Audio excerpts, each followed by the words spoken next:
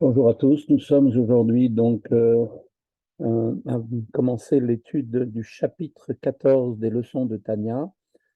Dans les chapitres précédents, il a été expliqué que la pensée, la parole et l'action du Bainoni ne sont pas entachés par la faute, cependant ils restent accessibles à des désirs négatifs, car comme on l'avait vu, le mal de son âme animale demeure encore suffisamment puissant pour les produire.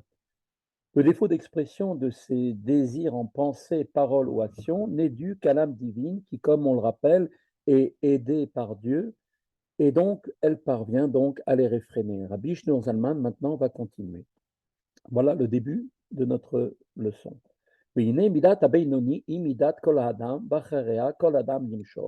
Or, le rang de Beinoni est le niveau accessible à tout homme et que chaque homme doit rechercher s'il n'est pas encore parvenu. Il ne faut pas penser que ce niveau est hors de portée. Chez Kol Adam Yachol Liot Beinoni Becholet et Bechol Shara, car chaque homme peut en tout temps et à tout moment être un Beinoni. Kia Beinoni eno mo'az bera, étant donné que le Beinoni n'éprouve pas de répugnance pour le mal, contrairement au tzaddik, il n'éprouve pas, lui, de dégoût pour les plaisirs de ce monde. Chez Davar, Amsor l'élève, ceci étant, comme nous l'avons appris, une chose confiée au cœur, et le Beinoni, qui n'a pas encore conquis totalement son cœur, ne déteste donc pas le mal totalement. Velo kolaheitim shavot, cependant, les moments ne sont pas tous les mêmes.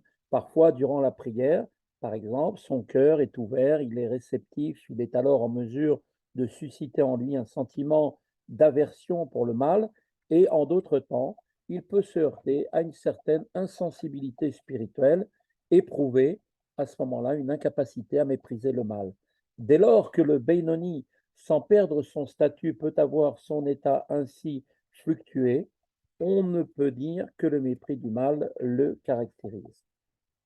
Et là, chez Sourmera, Veasetov, Dainu, c'est-à-dire plutôt qu'il appartient au Benoni de se détourner du mal et de faire le bien concrètement, en acte, en parole et en pensée. Shebehem abechira, veyechelet, ve'areshut, netuna lechol adam, domaines dans lesquels, par opposition à ce qui relève des sentiments du cœur, eh bien, chaque homme dispose du libre arbitre, de la capacité et de la liberté. La sot ou le daber ou le chashov, gam ma she'u neged ta'avot libo ve'afra mamash. Chacun a la capacité et la liberté de faire, d'exprimer, de penser même ce qui est en contradiction avec le désir de son cœur et diamétralement opposé. Ki gam besha shalev chomed ou mitave eizo ta'ava gashmit beyeter o beisur chas v'shalom, car même quand le cœur désire ardemment un plaisir matériel autorisé et qui, dans ce cas, seule la nature physique de ce désir est mauvaise, c'est-à-dire qu'en fait, au lieu d'avoir un désir uniquement orienté pour le ciel, c'est-à-dire pour la finalité en fait du service de Dieu, tirer en fait des forces de cette nourriture ou de cette boisson, il va plutôt rechercher sa propre satisfaction, ou bien lorsqu'il est un désir de ce qu'il est interdit, que Dieu préserve, désir qui est alors intrinsèquement mauvais, quel que soit l'objet du désir. Eh bien, un homme, un Benoni, Yachol, Leitgaber, la Siar Dato, Mimena, Legamre, Beomro, Levavo. Eh bien, il peut lui aussi, ce Benoni, donc se détacher complètement et réfréner ce désir complètement en changeant son attention, en se disant, littéralement en disant dans son cœur, Eineni rotse liod racha filusha achad, je ne veux pas être un rachat en succombant aux tentations de mon âme animale, ne serait-ce que fût-ce un seul instant. Qui eineni rotse liot muvdal benifrat chas v'shalom ma'ashem echad beshum ofen kedirtiv avonotechem mavdilim vegomer. Parce que je ne veux à aucune manière être séparé ni détaché, que Dieu préserve du Dieu unique, le Hashem Echad, ainsi qu'il est dit dans Ishaïa, vos fautes font séparation entre vous et Dieu. Donc cette prise de conscience que la faute sépare de Dieu, eh bien le juif peut effectivement par cela trouver la force de toujours se détourner du mal en dépit des ardents désirs de son cœur. Ainsi, eh bien le Benoni refuse-t-il catégoriquement d'être un rachat pour ne pas briser le lien qui l'attache à Dieu et réciproquement pour trouver en même temps la force de faire le bien et d'accomplir les commandements qu'il doit se dire. Il doit se dire comme ça, Rak ani rotse ledavek bo, nafshi ruchi venishmati, bitlabshan beshlosha lebushim idbarer. Au contraire, je désire m'unir à lui, mes nefesh, ruach et neshama, en les revêtant de ces trois vêtements, bénis soit-il, shehem maaseh dibur marshava bashem vetorato mizvotav, que sont l'action, la parole et la pensée consacrées à Dieu, à sa Torah et ses commandements. Celles-ci sont appelées ces trois vêtements parce qu'elles permettent en fait l'expression de sa sagesse, la Torah, de sa volonté, les commandements, lesquels ne font qu'un avec lui-même. באהבה מסותרת שבליבי לשם כמו בלב כללות ישראל שנקראו אוהבי שמך, ce désir en fait de m'unir à Dieu doit en fait et provient de l'amour pour Dieu latent en mon cœur, quoique je ne le ressente pas, se dit le Benoni, celui-ci est certainement présent en mon cœur, comme dans le cœur de tous les Juifs qui sont appelés, comme on voit dans le Télim 5, verset 12, ceux qui aiment ton nom, donc Oave Shemo, ils aiment ton nom, du fait de l'amour pour Dieu qui est ancré en eux, même s'ils ne l'éprouvent pas à l'état conscient.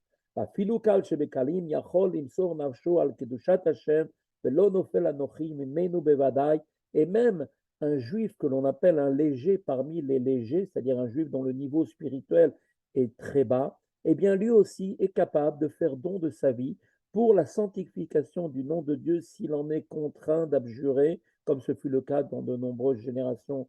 Et il doit se dire, je ne suis certainement pas, moi aussi, inférieur à lui. Comme il sera d'ailleurs expliqué ultérieurement, la force qui est ancrée en chaque juif, même le plus bas, de faire don de sa vie pour Dieu s'il le faut, eh bien, résulte d'un amour inné, latent à son égard. Cet amour émerge et se révèle dès lors que les Juifs éprouvent le sentiment de s'éloigner de lui. Cependant, si déjà le Juif appelé le léger parmi les légers aime Dieu si profondément qu'il est prêt à donner sa vie pour lui, pourquoi est-il qualifié de léger parmi les légers? Pourquoi faut-il et néglige-t-il l'observance des commandements? Et là, Shenichnas bo ruach shtut venidmelo shaverazo odna biyaduto ve'en nishmato muvdelet meloke Israël.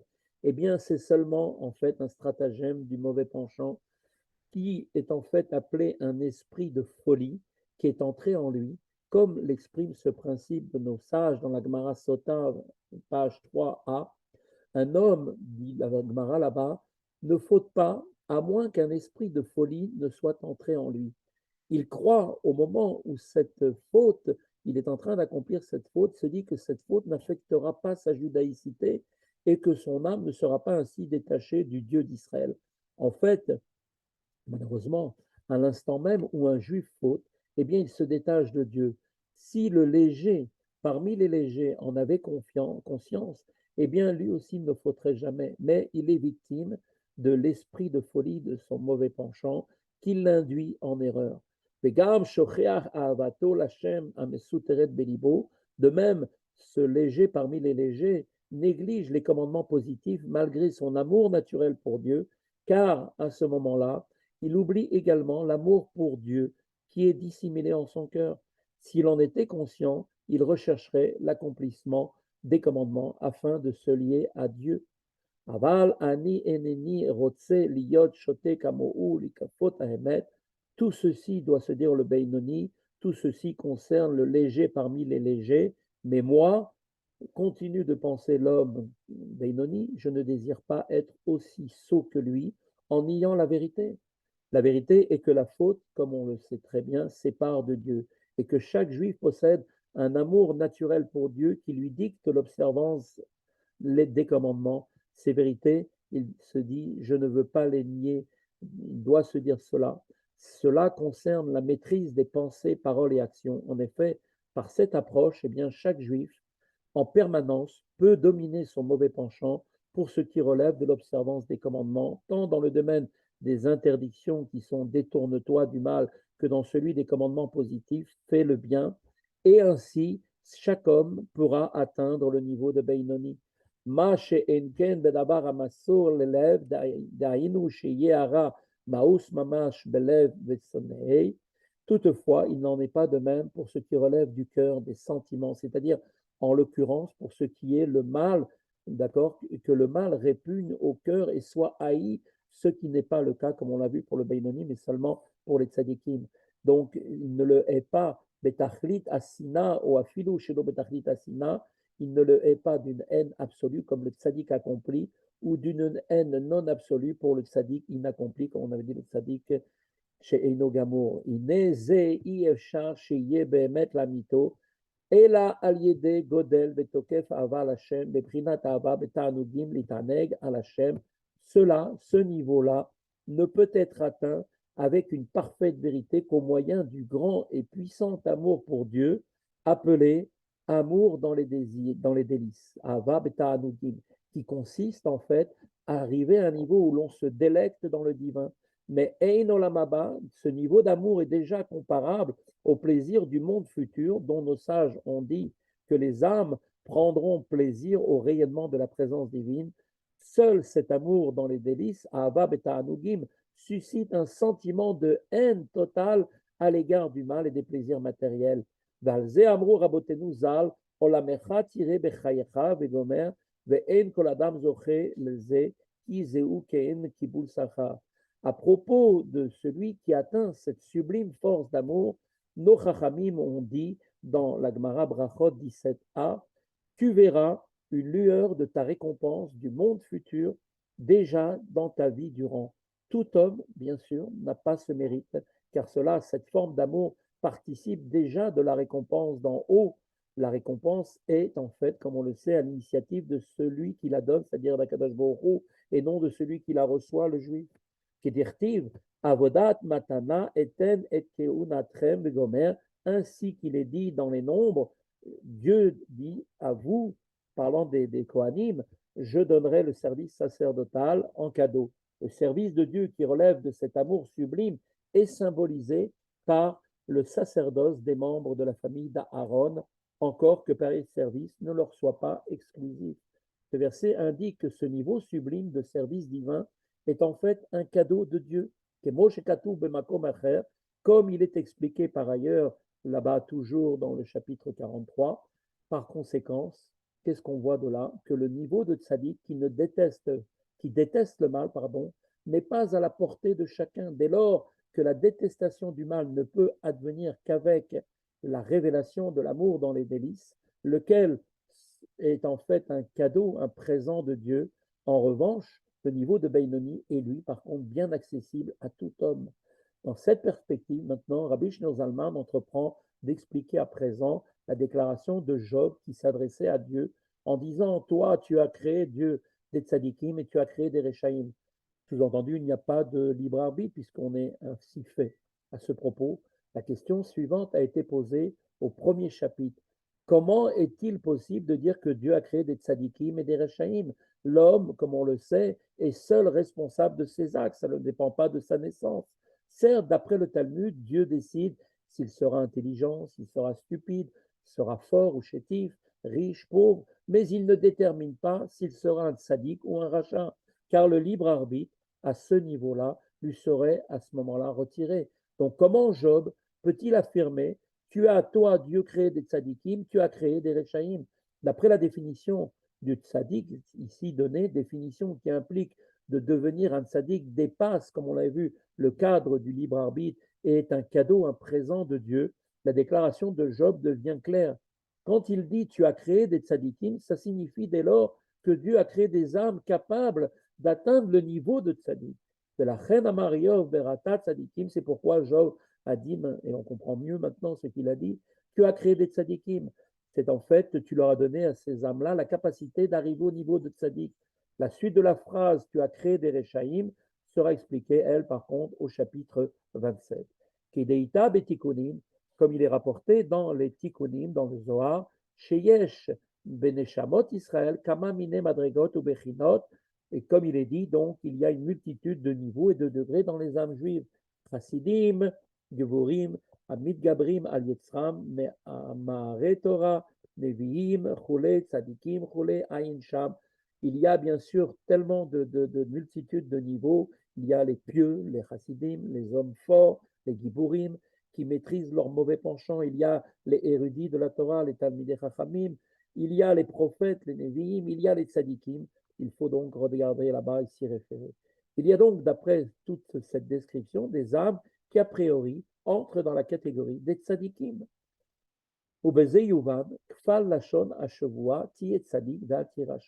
Cela maintenant va nous permettre aussi de comprendre l'expression qui est une répétition, une redondance dans le serment qui est imposé à chaque juif avant sa naissance, comme on l'a dit dans le premier pérec du Tanya, où il est dit là-bas en fait dans la Masechet Nida, pérec Gimel, sois un tzaddik et ne sois pas un rachat. A priori, il y a une répétition a priori. De Chorat à moi, au premier abord, cela quand même paraît très étonnant. Par après lui avoir fait prêter serment d'être un tzaddik, ce qui implique forcément qu'il ne soit pas un rachat. Lama sricha l'hbo od shelo racha. Pourquoi est-ce que doit-on lui faire prêter encore un serment de ne pas être un rachat? Une répétition a priori inutile. Et là, en réalité, étant donné Mishum Shein Kol Adam Zocher Yot Tzadik, puisque tout homme n'a pas le privilège d'être un tzaddik, Ve'ein le Adam Mishpat Abechira Beze Kolkach Leitaneg al Hashem, et qu'un homme n'a pas la pleine prérogatrice, sous-entendu, du choix, il n'a pas le choix véritable en cela d'éprouver comme le tzaddik Gamour un délice véritable en Dieu et un dégoût véritable pour le mal, eh bien à ce moment-là, effectivement, on lui fait donc prêter un serment une seconde fois. La reine Mashbiim Oto Shenit Al Tiye Racha Al Kol Panim. C'est-à-dire qu'on demande à ce juif-là, ok, tu n'arrives pas à être un tzaddik, mais en tout cas, ne sois pas un rachat. C'est-à-dire même si l'on n'a pas le privilège d'être un tzaddik gamour, il faut au moins ne pas être un rachat, mais essayer de tendre à être un beinoni. Shebeze mishpat abechira ve'areshut netuna lechol adam. Et car en cela, le fait de ne pas être un rachat, cette prérogative du choix, eh bien, c'est la liberté qui sont données à tout homme, n'importe qui. Limshol beruach ta'avato belibo, de pouvoir contenir l'état de désir qui est en son cœur, l'irbosh yetro shelo yeracha filusha achat kol yamav, et de conquérir son penchant de manière à ne pas être un rachat un seul instant de sa vie. Ben bebchinat surmera, ben bechinat ve'asetov, ben tov et la Torah, et bien de ne pas être effectivement donc un rachat pour ce qui relève du domaine de détourne-toi du mal, c'est-à-dire le fait de s'éloigner de la faute, même pour ce qui relève du domaine de fais le bien, accomplir donc tous les commandements positifs auxquels on est astreint, notamment le devoir d'étudier la Torah, elle-même désignée par le terme de quelque chose de bien, le bien. Selon l'expression de nos sages, qui marque là-bas dans Brachot, chapitre, page 5a, il n'est d'autre bien que la Torah. Dainu Talmud Torah shekeneged kulam, c'est-à-dire que l'étude de la Torah, eh bien, qui équivaut à tous les autres commandements réunis, comme c'est marqué dans la Mishnah PH, donc première Mishnah, première Mishnah, le premier chapitre. Du fait de la liberté de choix ici offerte, eh bien, on se doit maintenant de surmonter les difficultés liées à l'observance du commandement particulièrement exigeant d'étudier la Torah en permanence. C'est la raison pour laquelle le serment est renouvelé. Même si l'occasion de devenir un tzaddik n'est pas donnée à tout un chacun, il est toujours possible dès lors, et c'est un devoir, de ne pas être un rachat. Néanmoins, comme maintenant on va nous l'expliquer, le Hadmour Azaken, chacun doit s'appliquer à imiter le service divin du tzaddik, même s'il n'a pas atteint et même s'il n'atteindra jamais ce niveau. Plus particulièrement, il faut s'exercer à éprouver le dégoût des plaisirs du monde et réciproquement éveiller en soi le délice de l'amour pour Dieu par la méditation sur sa grandeur d'une certaine manière. On accomplit alors le serment de devenir un tzaddik en faisant ce qui dépend de soi au plus haut de ses capacités.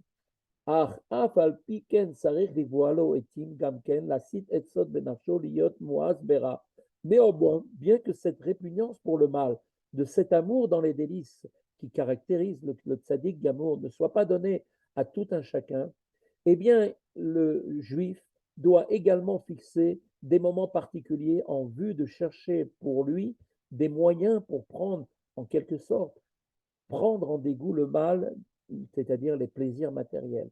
Kegon, par exemple, Be'etzat Chochmenu Zal, comme le disent, apporte un conseil de nos sages pour vaincre le désir, par exemple, pour les femmes, en méditant sur leurs paroles, en disant que Isha Chamat Melat Soa Vechule V'Kai Gavna, qu'une femme est un récipient plein de souillure, marqué dans la Gemara Shabbat 152a, ce qui est semblable.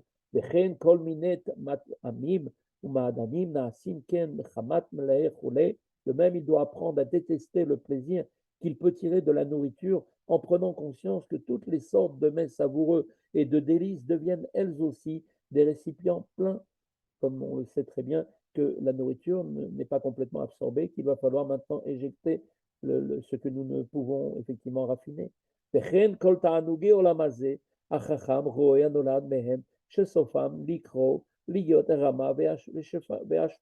Il en est de même pour tous les plaisirs de ce monde. Le sage prévoit que ce qu'il en advient, eh bien, ils finissent tous ces plaisirs par pourrir et deviennent vermine et déchets. Ainsi, peut-on nourrir un sentiment de dégoût à l'égard des plaisirs de ce monde vu sous cet angle-là? Vaefer להתענג לשמוח בהשם על ידי ההתבוננות בגדולת האינסוף ברוך הוא וכפי יכולתו. Inversement, eh bien, ce juif doit s'exercer à prendre plaisir, à se réjouir en Dieu, en méditant selon sa capacité sur la grandeur du Ensof, béni soit-il. Ah, chez Yodua Benafsho, chez Loïga les Madregazo, bien qu'il sache clairement qu'il n'atteindra pas ce niveau qui consiste à mépriser le mal totalement et à se délecter du divin, avec Behemet la Mito qui im Bedimionot, avec une authenticité absolue, mais seulement en fait par allusion. Il ne fera bien sûr que se figurer qu'il déteste vraiment le mal et prend plaisir dans le divin, mais dès lors, pourquoi doit-il s'appliquer à produire un sentiment qui n'est qu'une illusion? Eh bien, cette question est d'autant plus forte à propos du service de Dieu pour lequel la sincérité, comme on l'avait vu, est primordiale. Afalpiken, malgré cela, néanmoins, nous dit le Tanya, où Yaase et Shelo, les Kayem et Tashevua, Mashbim, et Tzadik. Il doit faire ce qui lui appartient, c'est-à-dire selon ses moyens, ses capacités, et réaliser le serment qu'on lui a fait prêter, soit un tzaddik. L'Hachem Yaase Atov Be'enav, et à ce moment-là, Dieu verra effectivement que son action et son effort, et Dieu verra ce qui est bon à ses yeux, en lui octroyant à ce moment-là un cadeau qui sera le privilège de devenir un tzaddik ou non.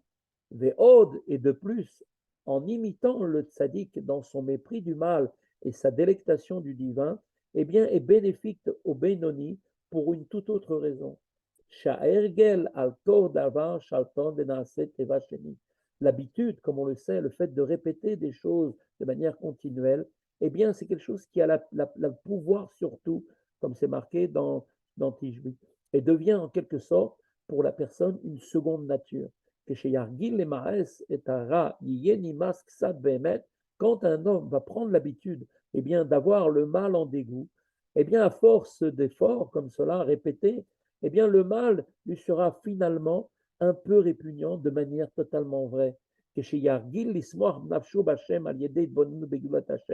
quand il s'habituera à réjouir son âme en Dieu au moyen de la méditation sur la grandeur de Dieu de manière régulière, et alors, selon le principe qu'un éveil de l'homme en bas produit un éveil en haut correspondant, eh bien, à ce moment-là, peut-être après tous ces efforts de sa part, Dieu verra effectivement sa sincérité en essayant de tout faire. Eh bien, un esprit, un ruach d'en haut descendra sur lui, comme il est dit, une âme venue du ciel viendra l'aider. Et